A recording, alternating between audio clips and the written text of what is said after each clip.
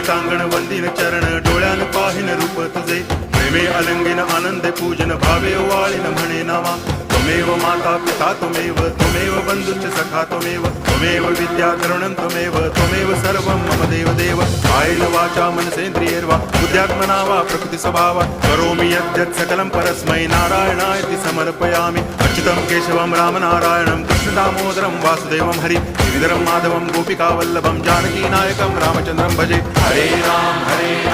Ram Ram Hare Hare Hare Krishna